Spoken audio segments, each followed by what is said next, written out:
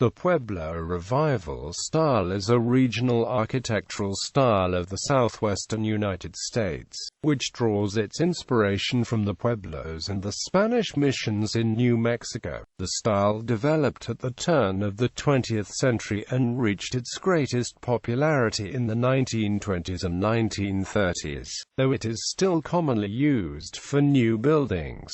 Pueblo-style architecture is most prevalent in the state of New Mexico. Features: Pueblo-style architecture imitates the appearance of traditional Pueblo adobe construction, though more other materials such as brick or concrete are often substituted. If adobe is not used, rounded corners, irregular parapets, and thick, batted walls are used to simulate it. Walls are usually stuccoed and painted in earth tones.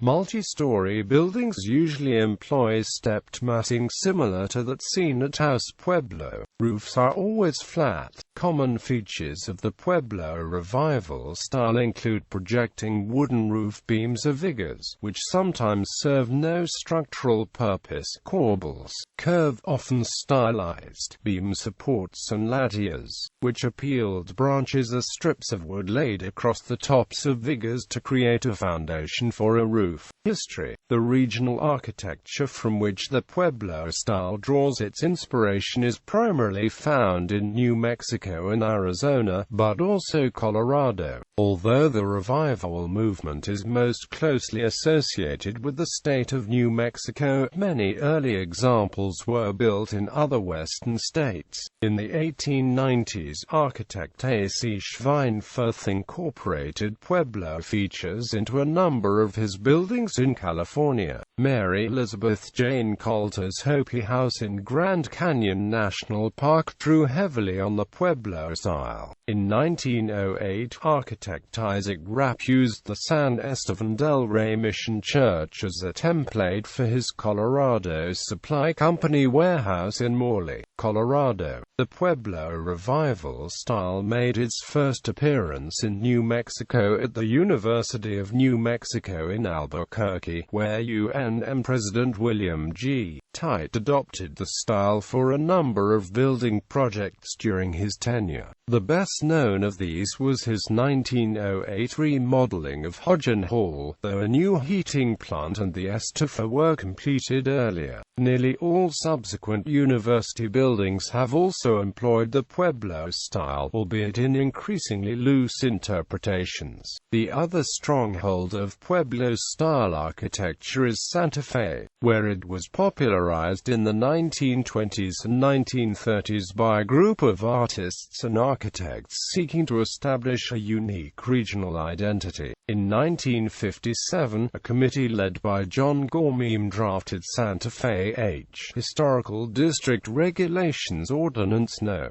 1957-18, commonly known as the Historical Zoning Ordinance. This ordinance mandated the use of the Old Santa Fe style, which encompassed so-called Pueblo, Spanish or Spanish Indian and territorial styles, on all new buildings in central Santa Fe. This ordinance remains in effect, meaning the Pueblo style continues to predominate. Pueblo-style houses are still frequently constructed in Albuquerque, Santa Fe, and elsewhere. Updated versions of the style have also been used for newer commercial and public buildings such as the Albuquerque International Unport Terminal, and the newer UNM buildings.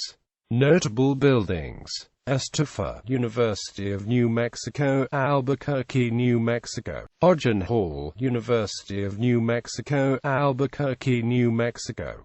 New Mexico Museum of Art, Santa Fe. Franciscan Hotel, Albuquerque. La Fonda Hotel, Santa Fe. Laboratory of Anthropology, Santa Fe. Bandelier CCC Historic District, Bandelier National Monument. Scholes Hall, University of New Mexico, Albuquerque, New Mexico. Zimmerman Library, University of New Mexico, Albuquerque, New Mexico. Old Airport Terminal, Albuquerque. Painted Desert Inn, Petrified Forest National Park. Cabot's Pueblo Museum, Desert Hot Springs, California.